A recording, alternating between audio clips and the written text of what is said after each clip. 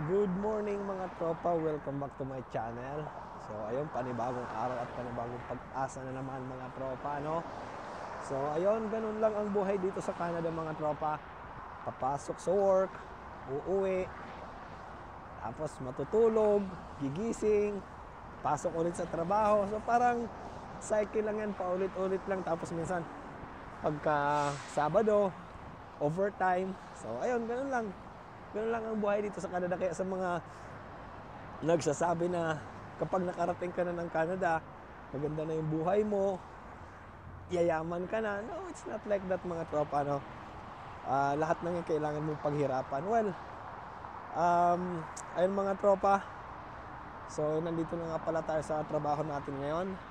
So, ito yung trabaho namin mga tropa, no?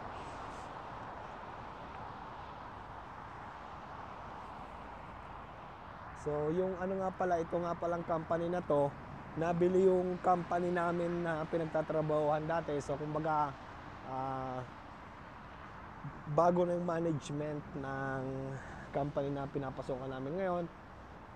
Yun nga lang mga tropa, medyo mahigpit yung nakabili kasi anytime nagtatanggal sila ng tao. So, if I'm not mistaken, since they took over the company, siguro ko mga 10 na yung natanggal na empleyado kasi talagang mahigpit sila mga tropa, hindi ko alam kung bakit. Recently, ito talagang medyo malaki-laki yung grounds nung natanggal na empleyado kasi nakalimutan niyang ilak yung trailer. Ayan yung trailer na nasa likod ko, ganyan. Nakalimutan niyang ilak kasi 'di ba loading dock, kailangan ilalak mo yan doon eh. Tapos lalagyan mo ng kalso. Ang masaklap doon mga tropa is hindi niya ginawa, hindi niya nilak, nakalimutan niya, overnight pa man din. Kinabukasan pagpasok niya, wala na yung trailer, ninakaw. So ang laki pa naman nung halaga. So nasa 20,000 Canadian dollars yata yung halaga nung trailer. Although meron namang insurance yun, pero kumbaga negligence kasi yun eh. Kumbaga kapabayaan sa trabaho yung nangyari. Well, di naman natin masisisi yung management kasi kahit sino naman din na may-ari siguro same lang yung gagawin.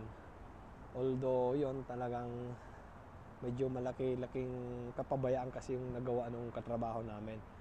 Natanggal siya nung Friday lang. Actually Thursday, hindi Friday, nung Thursday siya tinanggal. So Miyerkules nagload siya ng mga pang-deliver. Tapos Thursday dapat yung deliver noon. Taas yun, pagpasok niya wala na yung trailer, ninakaw na pala. So ayun, siguro kung mga 20,000 din yung halaga ng trailer kasama yung laman.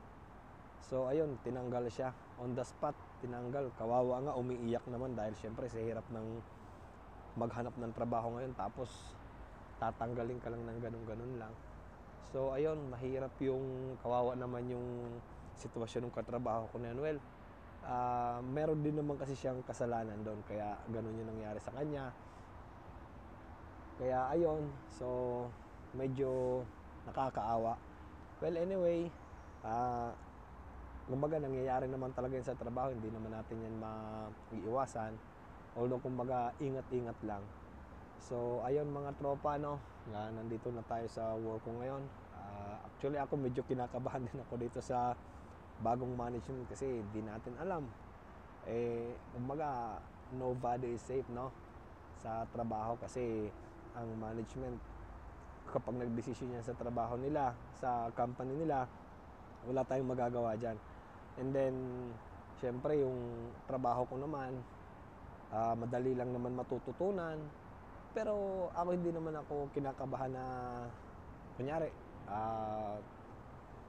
kumbaga magdesisyon yung management. Well, ako naman ano naman ako sa work, madali naman ako matuto, kaya wala namang problema sa akin yun.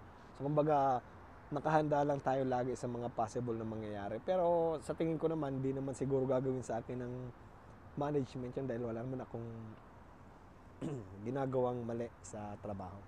So ayun guys, ayun lang siguro for today's video, no, sa mga Sa mga nag-a-apply sa papunta rito sa Canada, good luck pala sa mga application nyo. So hopefully makarating kayo dito soon, kahit na mahirap yung yung Canada ngayon, kahit na mahigpit, hopefully makarating kayo dito. So ayun mga tropa, good morning sa inyong lahat and kita-kits po tayo sa next video.